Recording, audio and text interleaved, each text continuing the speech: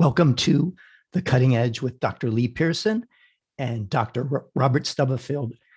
And today's show is The Will to Perceive. And I'd like to remind you to send on the super chats and help support Ayn Rand Center UK. And with that, I'll turn it over to Lee for the start. All right, thanks, Steve. I believe, I tell you the truth, I didn't check the title as posted, but I believe the title is something like The Will to Perceive 2, isn't it? Do we have a 2 in there? Oh, correct. Or yes, there is a 2. Yeah. Because we are revisiting a topic that we've already had some discussion of. I think we are. And I'm myself perfectly okay with that. I love to revisit topics. I love to do what the cognitive psychologists call progressive deepening. That's the phrase. You think about something to a certain level, and then maybe go off and think about something else that may or may not be related, and then come back and then deepen your understanding. Or sometimes in objectivist and certain developmental psychology circles, this is called spiraling, going around and coming back to a topic and coming back and getting closer and closer to, a deeper understanding of it. I love to do that. So maybe we're doing that, but I'm not sure, because although I had a little discussion with Dr. Stubblefield, Bob, we use first names here, don't we, Steve?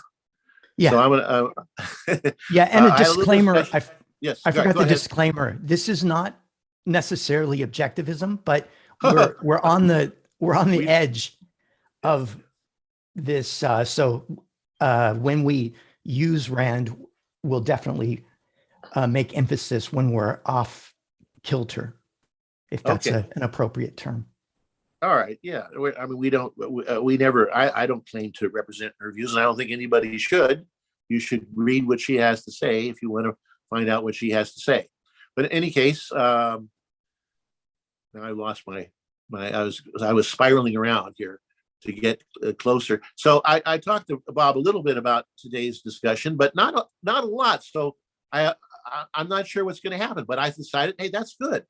We want to be fresh. We want to have we want to be working on the edge. We want to be working kind of without a net, and deal with issues that are live issues that are not entirely settled issues. Maybe some of them need reevaluation. Maybe some of them haven't been evaluated at all. So we'll see. I'm going to turn it over to Dr. Stubblefield, Bob, who's going to. What are you going to talk about, Bob? Tell us something about that. Well, my thought for the topic or the title of today's show was something like, are all choices volitional? And my conclusion is no. There are conceptual choices and there are perceptual choices. Now, so before we get into what I mean by that, I wanted to do just a little bit of indicate many threads of things that have led me to think about this. For example, whenever you hear should or morality, you think about choice. If somebody says they've got a choice, then you say, morality's got to be involved there. So that's one thread. Another thread is, I can recall Leonard Peikoff in some Q&A session talking about whether or not his dog in particular, could choose. And he said, boy, it sure looks like it. And I'm going to take the case that, yes, pets can choose. But before I get to that, let's take some more threads that we'll weave into this tapestry. I'm going to read a quote in a minute where Ayn Rand talks about choices. And from that, I was thinking about secondary choices, the primary choices to think or not. And the secondary choices are the things that Sam Harris will use to argue in favor of determinism. He will prove whatever choice you make, there are reasons for it from your environment or from your genes or something. And I think that his error, of course, is not recognizing that there is such a thing as a primary choice. one of the things that we should keep in mind when we're thinking about this issue is that there are actually, I think, of three sorts of levels that you might use the word choice for. There's the mechanical, which is, your computer looks at this, makes a decision to go that way. I don't really think of that as a choice, but anthropomorphically, we can think of it that way. And then there are automatic choices, and those are the things that I think of as the secondary choices. I believe those are the types of choices that an animal has. And then the volitional choices. And let me read the Ayn Rand quote, and then I'll go back to one other point. This is from Galt's speech, page 1017.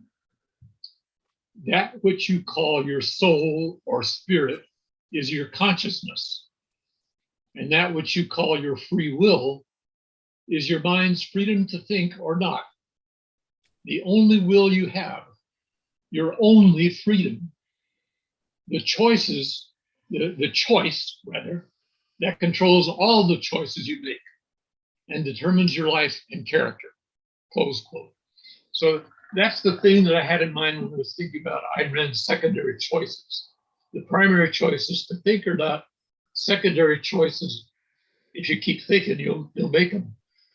Now, the final thread that I wanted to weave into this is last time when we talked about free will on the cutting edge, I came up with this idea of geez, animals make perceptual choices, people do too, but there's another choice, a primary choice. And then when, of course, I think of Lee Pierson and Monroe Trout, and they make this ridiculous claim that animals have volition. I say, wait, I don't believe that. And yet, here Leonard says, does it look like animals make choice? And then I look at my pet and I said, boy, that dog sure seems to choose. So what's going on here? Okay, so one or two more thoughts, and then I'm open to interruptions. So volition is the ability to choose to think or not. For man, it's your primary choice. All other choices are made in the context of having decided, chosen to think or not. And as long as you continue to think, then you can derive reason. You can see the reasons for why you made the choice you did, but you will never see the reason for why you chose to think. So just to concretize it, say you're trying to decide whether to get up. Do I get up now or do I go back to sleep? Well, there are factors like how tired are you? What else do you have to do? What time is it? And you focus on those things and you make a decision. You either get up or you don't. And I've done both. An animal's choices are automatic in the sense that they follow from its perceptual knowledge and the values, those that were innate and those that it learned from prior experience. But they're not volitional because the animal does not have the ability to ignore its knowledge or its values. But they're not mechanistic, that other category of things that I don't really want to call choice. An animal, any living thing, is a complex organism, all the components of which go to one purpose, self-sustaining its life. So that, no, animals don't have that same choice to think or not. On the other hand, and this is the new thought, and I'll close with this one. You've heard the phrase catatonic, or maybe you've seen it applied to people. It's when a person looks as if they're totally oblivious to the world. They seem to be out of contact with reality. Have you ever had a pet that looks as if it's chosen to die It's ill, it does nothing, and then it does, in fact, die. So my new thought is that the fundamental choice for the animal is to continue to live, to continue to be conscious. And that is analogous, but not the same as a human's fundamental choice, which is to think or not. Okay, I'm done with my spiel. Okay, you mean you're ready to talk to discuss? All right, very good. I enjoyed that, and a lot of it I'm sympathetic to, because in the article that you somewhat cavalierly referred to by myself and Trout Monroe, we did not claim that animals have the same kind of choice that humans do. In fact, we were quite explicit about that being not the case. Good. So I don't really see that there's any problem there. Now you can talk about the words. I can't remember now whether we explicitly use a term that I often use nowadays. I don't remember if we used it or not, of proto-volition, to refer to the kinds of choice that, let's say, our perceptual level. Our thesis, by the way, was not primarily about animals. It was about consciousness. Animals come into it as a implication of the general view that consciousness and some kind of volition are integral, go to get, it's in the nature of consciousness to have some kind of volition. But we never said that it was, that consciousness always involves the full kind of volition, the full development that occurs in the conceptual being, i.e. humans. Yeah, I will admit to being very cavalier in that charge. All right, that's okay. It's not a problem. I just thought I'd bring that up, and that's of some importance because I do think that it's exceedingly important to think about animals in this context because of evolution. Yeah. Okay. Then you brought up evolution. I wanted to say that the one important point about this kind of discussion about volition or any human psychological, or for that matter, biological capability, it's very important to realize that all such capabilities, I think without exception, I believe, evolved. They did not come full grown, springing from the head of Zeus, or however that Greek mythology works. It doesn't work that way. Free will is an evolved capability, and evolution works by small steps. It doesn't jump from here. You don't create. The creationists would be right to criticize it if somebody said a wind comes by and takes a bunch of pieces of metal and produces an airplane. That's the way the creationists, caricature evolution. And they would be right if somebody said that that's how it worked. But it doesn't work that way. This is brilliantly described in Dawkins' various books, all of which are the same book, but they're good. As described as a series of little steps. And I think it's important to realize that's true of free will as of any other capability. So you should expect there to be some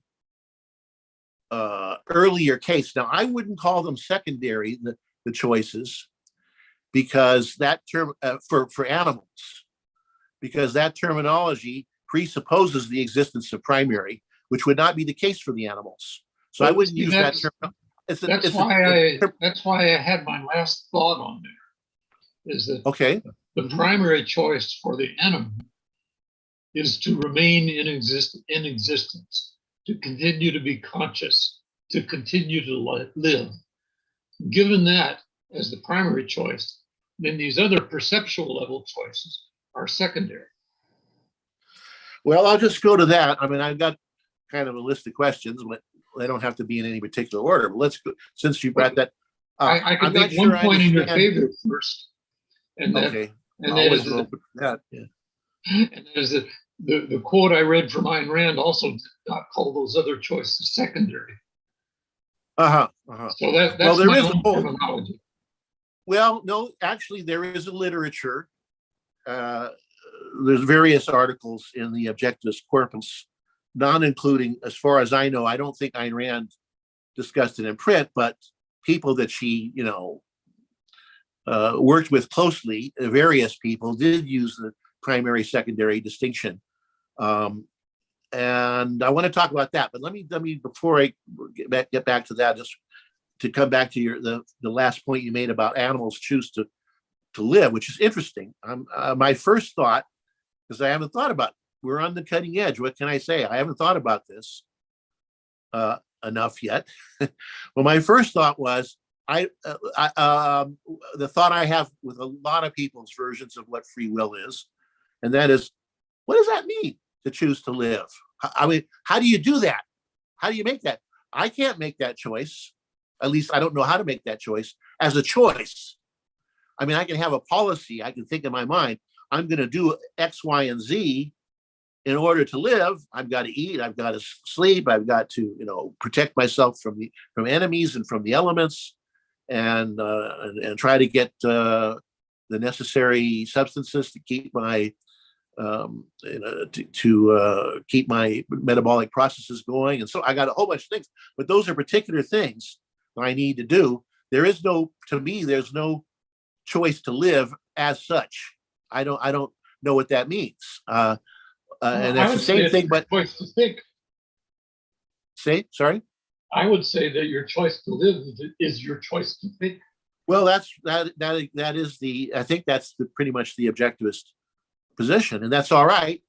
But even there, let's should we get into that now? Let's go that direction now. I think we have time to go a few different ways. The way it's presented in the objectivist literature, usually, and again, I could cite particular people. I know where the exact passages are, but I don't want to get into all that stuff. If we want to try to operate at the level of just conceptual understanding here, if we can. It is often presented, the idea of the choice to think is presented along with the choice to focus as an appositive, APPOSITIVE, the choice to think, the choice to focus, as if they are the same thing. But what does that mean exactly? When people talk about the choice to focus, and they're not, and along with the choice to think, what are they adding to the choice to think there? What is that idea, what's supposedly added? What is the choice to focus, that is, as opposed to the choice to think, which I understand in my own introspection. When I choose to think, it's like any other state of consciousness. There is always, and without exception, a particular object of consciousness. There is no consciousness without a particular object. So there is no such thing as just choosing to focus generically. I don't know. I've never experienced that. And if somebody has, they can tell me what that is. I don't experience it. I experience it every time. Every state of consciousness I've ever had in my life has been of something in particular. And when I choose to think, which I believe is the choice introspectively, is the choice to exert the effort of mental effort of attention, is basically what that amounts to introspectively. When I do that, there is always an object. So I don't know when people say there's a primary and secondary choice. And so, this goes back a ways. They'll say, well, first, the way it's sometimes presented in various articles, I'm not going to quote them exactly, but it's presented this way. First, you make the choice to focus, and then you can turn your focus to a particular object. I've seen this more than once, and I don't understand. Well, I could put it that way. I don't understand it. Sometimes it's made, this assertion is made with a analogy to visual perception. And the analogy goes, first you focus your eyes, and then you turn your gaze to a particular object. Now, in that analogy, it is more plainly obvious that it's not correct, because that is absolutely not how visual perception works. You cannot focus your eyes generically. It's just not in the nature of optics to be able to do that. What you need to do always in vision is focus and converge with the two eyes, focus and converge at a particular distance on a particular object. There is no focusing and then you look at an object. It just doesn't work that way. And I maintain it's the exact same thing in the conceptual level. There is no generic focusing, and then you turn your thought to something in specific. There's always a specific content. So I could say more, but Bill, Bob's ready to jump back in. Yeah, I am. If you think of, I want to be in touch with reality. That's pretty general, and it's also specific. It's I want my consciousness to know something about what's out there.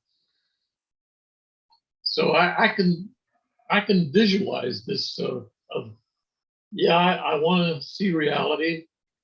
In fact, let's, instead of using focus as the optical analogy, use open your eyes. I want to see reality. I've got to open my eyes. So I want to be in touch with reality. So I have to focus my mind. So focus is more like opening than it is like focusing the eye. I guess I don't think we have an inner eye. We don't have that. There's nothing. What did I say? Even there, that analogy isn't so good, because just opening your eye, contrary to what many people seem to believe, just opening your eyes doesn't mean you're going to perceive the world as you should. To perceive the world, to be perceive in a way that will promote your survival, you normally have to get up and move around, and direct your gaze. You direct your gaze. See, if you open your eyes, let me just get this. If you open your eyes, the fovea, where where the cells are collected with, where you can get high resolution awareness, is a very small part of the visual field. In order for that to be able to pick up a lot of information, you have to move your eyes all over the place. If you just have open your eyes and it's just frozen in place, that doesn't give you very much. You don't get near it. You got to move your eyes. And if you really want to get information, you have to move yourself around. You have to walk around things. You have to pick up things and feel them. You have to do. Picking up information is actually an achievement. So even with that analogy, I think it's misleading. It's misleading. You're getting into details of what it means to perceive. But just for a second, think about if you willingly decide, I'm going to keep my eyes shut a minute, versus I'm going to open my eyes and try to see. Look at that as a choice or not. It's kind of, I don't think that's what usually happens. Again, this is an introspective matter, and it could vary from different people. But I think what you're talking about conceptually, there isn't really something like shutting your eyes. What people do instead, I think, is when they know they should think about one thing. I should be thinking now about my, the work I need to do right now. But you don't want to do that. What do? Do you close your inner eye? No, you intentionally direct your attention to something that's not nearly so important, so as to avoid thinking about the thing that you should think about. That's how evasion really works. It doesn't work by closing. As far as I can see. Now, I don't think any of us in this here are particularly good evaders. So it's kind of hard to introspect unless you're, we need to bring in James Taggart, and get to, but of course he can't introspect. Is a essentially difficult topic because he can't introspect. But insofar as I think we can talk about it, evasion generally involves looking at something else, not just shutting down your mind, which you really can't do. Or I can't do it. Now you see, I can't talk about what Steve can do. He may have superhuman capabilities that I'm unaware of. But what I can talk about introspectively, that's not how it works. It doesn't work that way. So anyway, I don't believe in generic focus. I don't believe, the way I sometimes put it is, I don't believe in a focus switch, the thing you can flick and just say, all right, I'm now in focus. It doesn't work that way. Every case of what people call focus, every single one, without exception, is focused on something. And I got, maybe Bob, you want to jump in, but I got something else to elaborate about the difference between primary and secondary, but maybe you want to say something first. Before we leave this, and I'll start. before we leave this topic, I wasn't trying to say that evasion is like willfully shutting your eyes. I was trying to point out that this analogy of when you focus your eyes, you focus on something is not the point. The point is I can indeed shut off my vision by closing my eyes.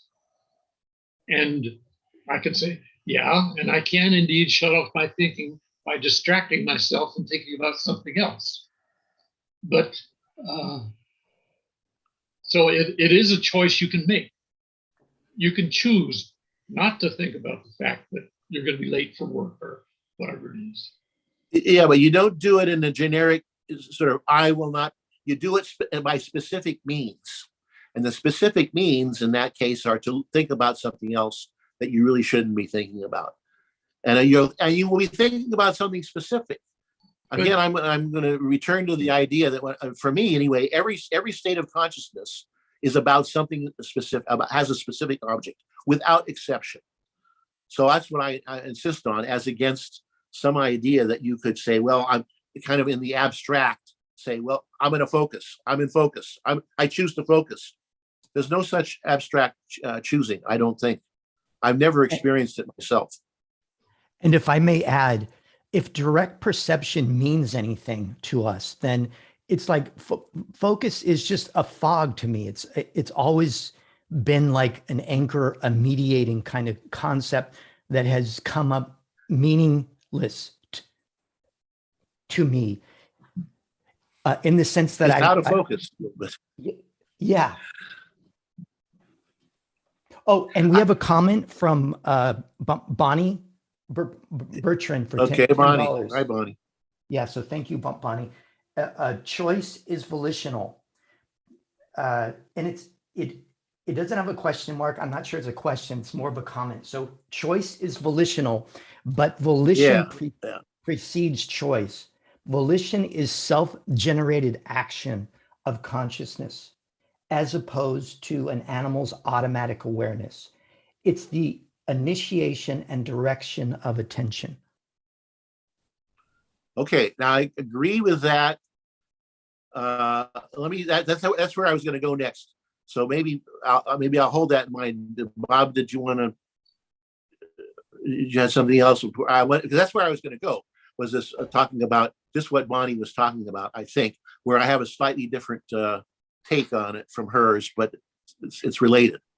Well, one last thought on the previous topic, and that is to choose to focus on reality is abstract, but it is also particular. Yeah, that I can go along with that, so long as the particularity is there. But I don't go along with the idea of first you focus. In other words, so this segues into this other topic, primary versus secondary. I don't think that distinction is quite right. For exactly this reason, I don't think you first do something abstract and then you do something concrete. I don't think that's how it works. Here's how I think it works. Your basic choice, free will choice, which I understand introspectively, and others may agree or disagree. It's up to you you have to, the proof is in your pudding. You have to figure it out for yourself introspectively. But in my introspection, the conscious indicator of volition, the signature of volition, if you will, is the experience of mental effort of attention. Mental effort. That's how I experience volition.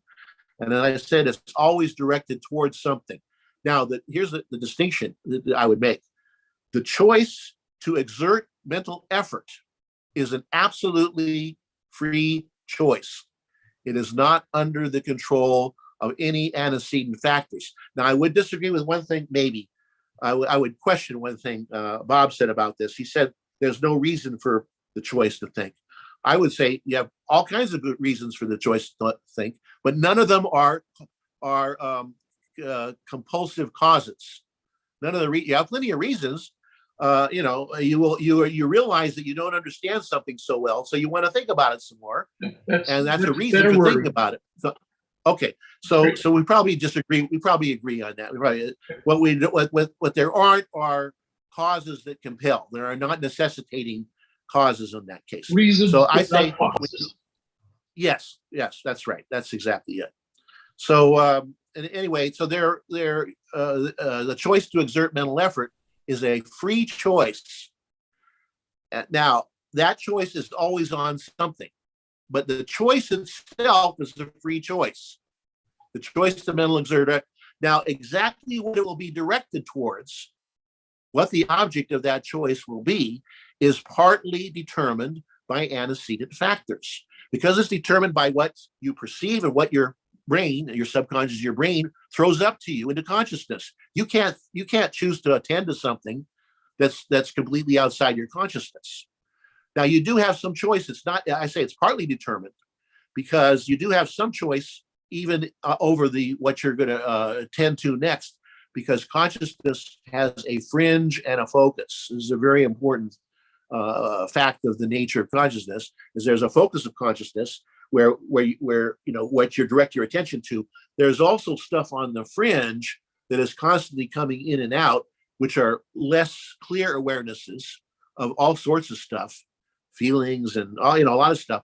And you can direct your attention to grab one of those things on the fringe and bring it into the focus. You can do that. So you have some control, you have some volitional control over the content, but you can't bring stuff by volition. If it's totally outside of consciousness, you cannot just grab stuff from outside of consciousness. It has to be, it has to get at least into the fringe. So in that sense, there are antecedent factors that determine that help to influence what comes into what you attend to. But the basic act of attention is entirely free. So there is no there's no primary secondary distinction. I just don't make that. The choice is free. What you attend to is not entirely free, and it's one choice all the time. You're always choosing to attend to something. So I reject that primary. I don't think it's a necessary idea at all. If you understand this point, I hope I'm getting it across clearly. I'm not sure I am, but that your choice to attend or exert mental effort is a free choice, period. What it will actually end up being directed towards, you do choose to direct it to something, but what that might possibly be depends on antecedent factors, because it depends on what's in your conscious mind, and you don't have direct control over what is what you perceive or what your memory, subconscious, happens to throw up to you. That stuff's not within your control. So that's my take on that. Maybe I'll stop there for a moment, see if Bob or Steve wants to comment on that. Are you saying that every choice is a primary choice? Yes, that's exactly what I'm saying. Every time you choose to exert mental effort, that is a free choice. What it will end up directed towards, that's not entirely free. That's only partly free. But the choice itself is an absolutely free choice. I think that has to be true, actually. The more I think about it, I don't really see the alternative. If your choices were, well, I'll stop there. Let me stop there for the moment. Yeah, you can comment on that if you want to. Well, I'm having trouble grasping what you're saying. Yeah, I'm not surprised. It's tricky. It's tricky. All of this stuff about this is an inherently difficult topic. The whole, free will, actually consciousness itself, which we all have it. So we're so close to it that it's a difficult topic for that very reason, that we're so close to it. So it's hard, and I'm having a little trouble, but it's clear to me anyway. I think it's clear to me, but I realize that it's a difficult thing. But again, ask you to focus on this idea that the choosing to exert mental effort, that choice is a free choice. And then that choice, when you do that, it's because of what's in your conscious mind at the time.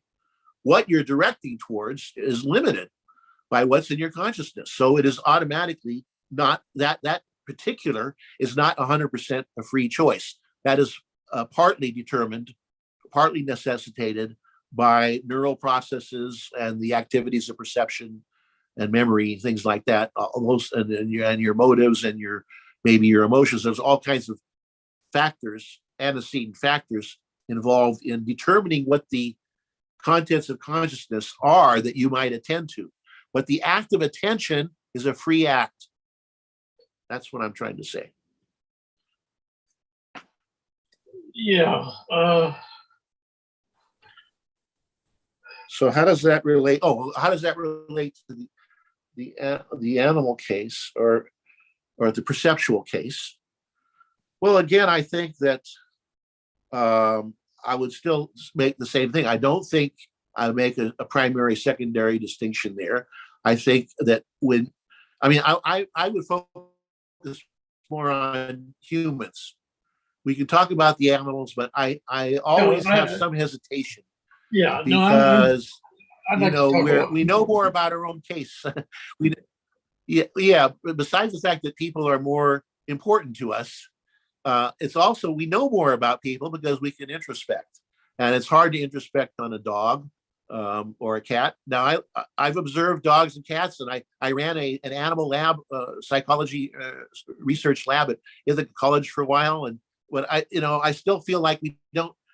And I feel I'm not an expert on animal behavior, and none of the objectivists that I talk to know much about animals. So we're sort of swimming in ignorance. But you know something from pets and other cases. But I would focus more on the human case, and then you can talk about the animals kind of the edge.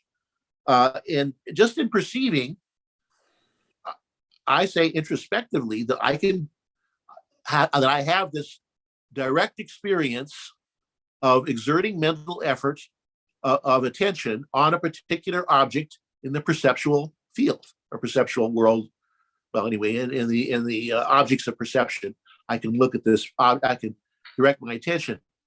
Exactly what object I'm going to attend to has to do with a lot of things, like my automatized values, for example, will have a lot to do whether I look at an orange or whether I look at a rock. An orange is more interesting. I'm more likely to look at the orange. So there are many antecedent factors, but the mental effort is an act of a free act.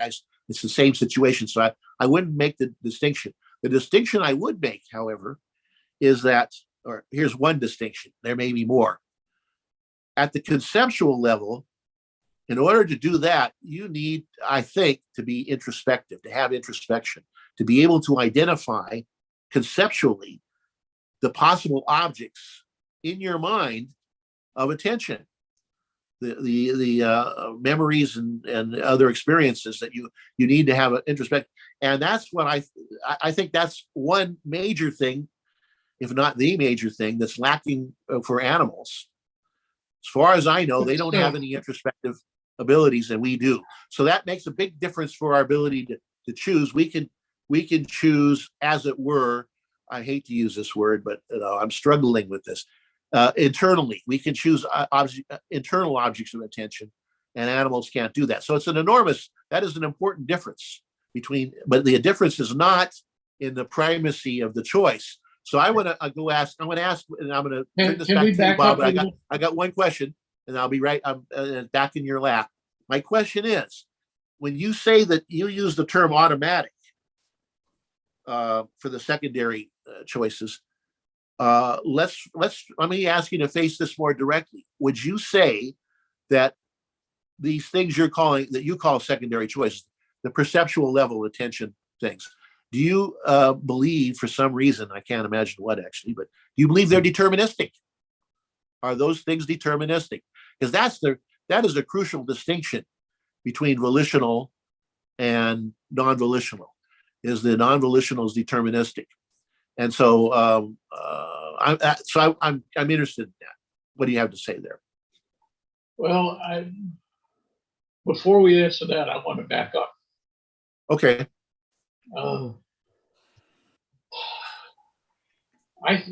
I think that primary versus secondary is an abstraction from one unit. In other words, this is in line with what you're saying, that Yeah. when you choose, you're choosing something. The fact that you can choose is the primary. The something that you choose is something that you have to abstract when you look at the values of the things and so on. What makes that choice the one rather than so? Why did I choose to get up right now? I looked at the clock and I saw it was 8 o'clock, and I know I shouldn't sleep past 8 o'clock. So it was both a primary and a secondary choice at the same time. The primary was that I focused on reality, and the secondary was that I weighed things associated with that, which is my knowledge that I should be up, and the knowledge that the clock was saying this, etc. So I'm not thinking of primary and secondary as chronological. I'm thinking of them as what you analyze. Yeah. Okay. That certainly narrows the difference between what you're saying and what I'm saying. Because I would agree that we're maybe not saying exactly the same way, but that there's a unified choice. And I don't think primary and secondary, I wouldn't use that terminology at all. It's just you're using there's a free choice part. You're saying what people call secondary, I don't think is a choice at all. Well, it's hard. I choose to exert mental effort. That's a free choice. Yes. Exactly where that free choice is going to land in terms of content is determined, as I said, in part by what comes into your consciousness, because the brain, the subconscious puts it there, perception puts it there, and so on.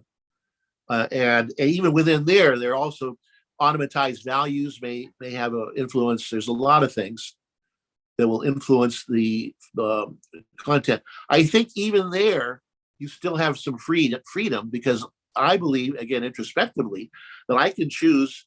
I have something in the focus of my consciousness, and something hits the fringe. I can say, hey, this is really more important right now. I ought to go grab this thing in the fringe and start thinking about that, right? I really should be doing that. So I do that. So I have the ability to do that. And that's a free choice too, I think. I think so. So it's hard. But what I definitely don't think is that there is some pure, is there such a Latin phrase as actus purus? Well, that's some kind of Thomistic phrase or something. Anyway, there's no pure act of focusing absent content. It does not, that simply doesn't exist. That's where I'm starting from. And maybe we agree on that. Yeah. Okay. So, but I want to go. Yeah. But just to wrap this one up, then, my point is that to the extent that something is automatic or determined, that's what I'm referring to as secondary.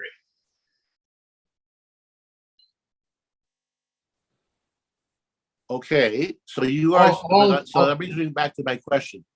Do you think that perceptual level choice in humans, and if you want to talk about animals, do them too, if you want to do them together or separately, either way, do you think such choices, quote unquote, are deterministic in nature? Well, for man, they definitely are not. Because there's always that, am I going to exert effort or not issue. So in order to get to anywhere, you got to exert effort. You choose not to exert the effort, that choice makes it non-deterministic. For animals, unclear to me. You had pets? You had pets in your life? Wow. Yep. Dogs, cats? Both. If you ever had a dog, you can see that they at least make a strong appearance sometimes of exerting effort. Yeah. Maybe they don't, but they make an appearance. I mean, if you don't have a dog, if you've read the Jack London dog stories, but then of course that's the anthropomorphizing, if you want to say. But it's observational. I mean, he observed dogs. It's just anyway. I'm just trying to relate to people that don't know that. They give a good show. And so for example, I think there's pretty good reason. Furthermore, there's a whole other kind of a line of evidence, which is at least the higher mammals, and I think it goes beyond that. I'm not sure how far this goes. I should know this actually, but I'm not sure. The distinction between voluntary and involuntary musculature and the nervous system, the voluntary nervous system versus the autonomic and the other things that are not, that distinction exists for many animals. And it wouldn't make any sense. That distinction would not make any sense if they didn't have some kind of ability to consciously choose something in their behavior. It just doesn't make any sense that they have that. They have that, the difference between voluntary and involuntary, which is we have it, and so do, as I said, I don't know how far it goes. It goes at least, I think it probably goes down the whole mammal, maybe further. I say I should know this. I should look this up. But that's another important line of evidence insofar as we're looking at science here, that they have some kind of choice that isn't just purely automatic, some kind of automatic. And certainly, I would say this much: I don't know if you committed yourself yet or not, but I think it's utterly unproven that animals are deterministic. That is, I think my view is, and this is another whole other controversial subject, that our views of determinism, this is how I look at it anyway, come from inductive experience with inanimate objects like balls and rocks. And you drop a ball, and every time you drop the ball from a certain height in a certain place, it goes a certain way. And so we end up with physics, which is the study of inanimate matter and energy, comes from that kind of evidence. And macro determinism, forget about quantum for right now, but our whole notion of macro determinism comes from that. It does not come from looking at the behavior of animals, which doesn't look deterministic to me at all. So that's why I had the first part of when I was talking about distinguishing between mechanistic, automatic, and volitional. Yeah, but I'm seeing here the automatic bothers me because the automatic, again, we kind of touched on this when we were just talking earlier. It is at least suggestive of the stolen concept, because the automatic is defined in distinction with the volitional, the chosen, the voluntary. So to talk about all animal behavior as automatic, let's just say it's in the direction. I don't know if it is exactly, but it's in the direction of a stolen concept. It's the same thing if you say all the behavior of certain organisms' behavior is all secondary. Well, that's the term secondary is parasitic. I did not say that. Okay, so I would say the same thing for automatic. The automatic, really, you shouldn't use that term unless you distinguish it from chosen. Now, maybe you can argue that we make the distinction in humans, and then you can apply the automatic animal. But I don't think that's true. I think that's just false. And as I said, we have various forms of evidence that suggest that there's a similar breakdown both in the neurophysiology and in the psychology of those, of animals and people. But again, I'm already violating what I said. I didn't want to talk so much about animals because we don't know enough about animals. I don't, and I know more than most people, but I don't know much about animals. So I prefer to stick with what we have introspective evidence for, if possible. And I think we have plenty of introspective evidence that there is choice at the perceptual object, the direction of attention perceptually on perceptual objects in various ways, not just with our eyes, but also with our movements as we move around things. So I think that at the very least, shifts the burden of proof to somebody who wants to claim that perception is entirely automatic and particularly deterministic. I don't. So anyway, what's your? You have any further thoughts on determinism, or have we exhausted that one? For determinism, I would go to the mechanical and the machines, and so I agree with you that living things are not mechanical things. There's Okay. my All right. hypothesis is that there is something similar in animals to man's volition. The thing that is similar is that primary act of continuing to be conscious. Okay. To live. Okay. I see I think we're almost in full agreement, I think, because if I'm not mistaken, now maybe I am, you moved away from the idea that the animal behavior is secondary, is described as secondary. No. Okay. Well, I don't understand. You just said that you just made mention of the primary act that the animals partake in also. Right. Of a primary act, let us say. And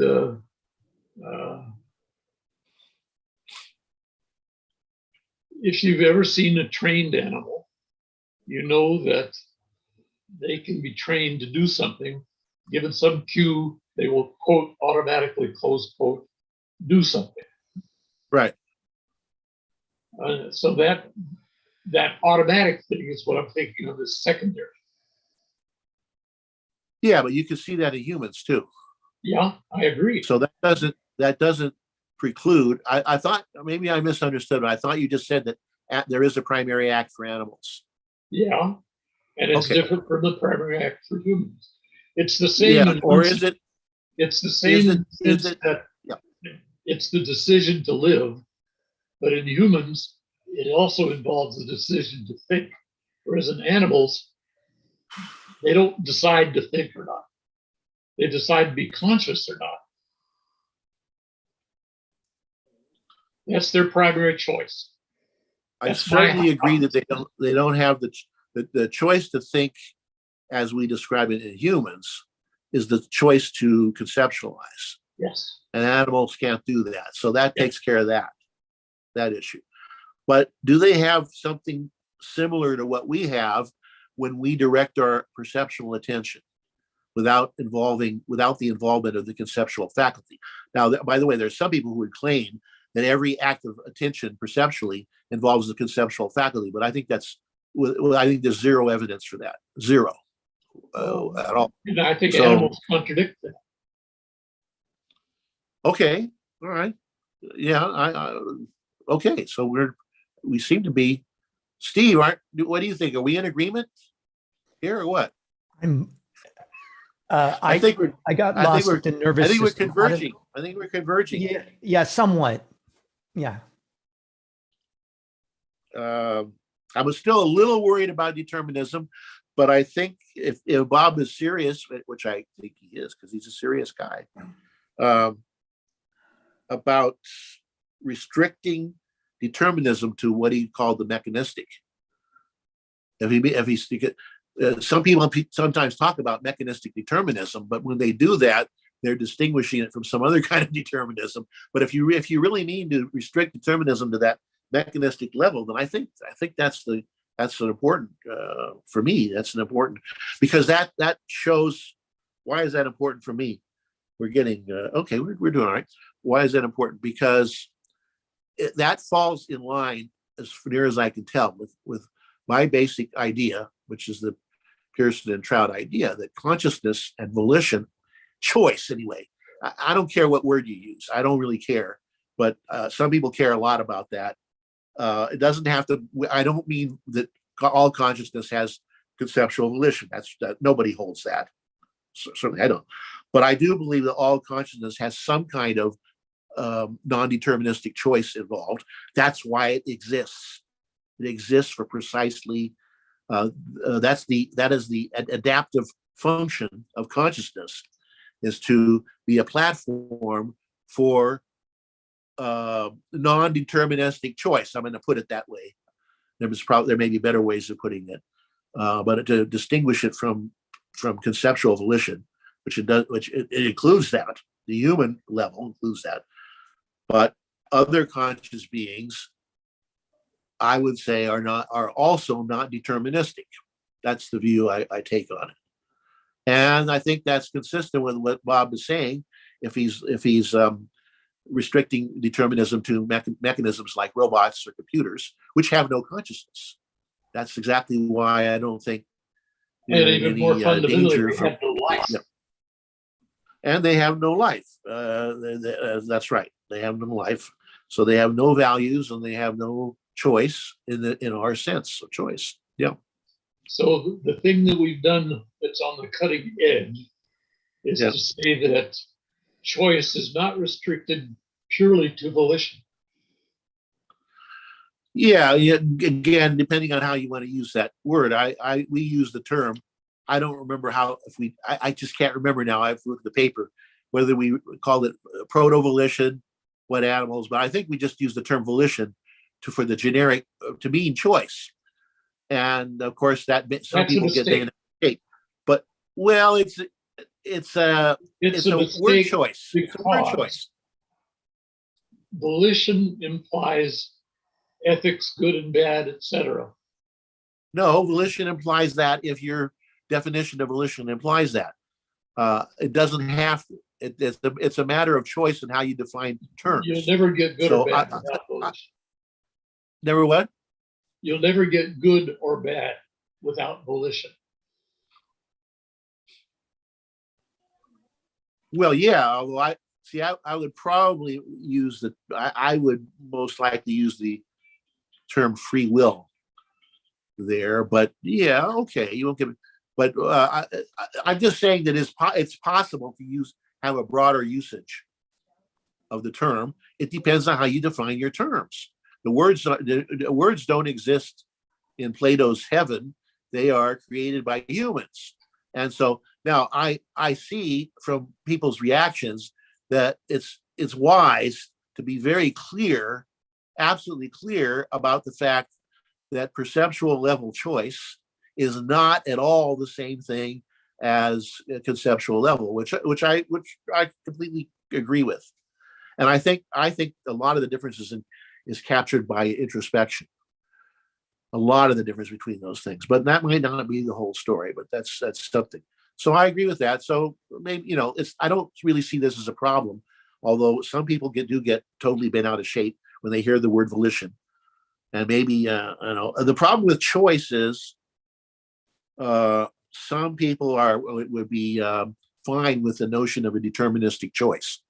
A robot chooses to do the Roomba, chooses to go this way rather than that way when it's vacuuming your room. And there's a sense that you can use the word choice that way. But if you are, that is not the sense that we're talking about. That's completely contrary to the sense. So we have to be careful with words. What could I say? Yeah, and I think that if we're sticking with the standard philosophical usage, volition really refers to that free will, and choice refers to choosing among options. And quite frequently, your words have been used synonymously. And I believe what we're pointing out is that they are not synonyms. Okay. Yeah. And when you say philosophical usage, what you're referring to specifically is objectivist usage, because in the broader sense, it is not used to mean simply conceptual level activity. I know that for a fact. That's not the way the broader philosophers. So anyway, there's a choice about how to use the word choice, and volition, a choice about how to use the word volition. And I'm perfectly happy with any way that makes people happy, as long as we make the proper distinctions, which include, to me, I'm drawing the line here. I don't think perceptual level choice is deterministic. That's where I'm drawing that line. And if you're okay with that, Bob, then we're good. And we're getting close to the end, aren't we, Steve? Yeah. We're getting close. I wanted to mention, thanks, Bob. That was very, I enjoyed that. I think we actually, got somewhere. I think, who could say, but let people decide. But I think we got somewhere. I wanted to mention first of all, we're gonna go over to Clubhouse, right? So there's some further discussion. I don't know if Bob's coming over or not, but he should if he can. For a while. And if you can for a little while. And we've already decided what we're going to do, or at least in broad outline. 2 weeks, we are inviting a noted educational activist, Ed Thompson, and we're going to talk about the title I think I'm going to use is Educating Education by Making It More Conceptual. And I have a lot of agreement with Ed, but I maybe have a couple places where I might disagree. So I think we'll have something, and I know Bob is interested. Well, everybody's interested in education, I guess. So this should be good. That's in 2 weeks. You'll be there, right, Bob? Yes.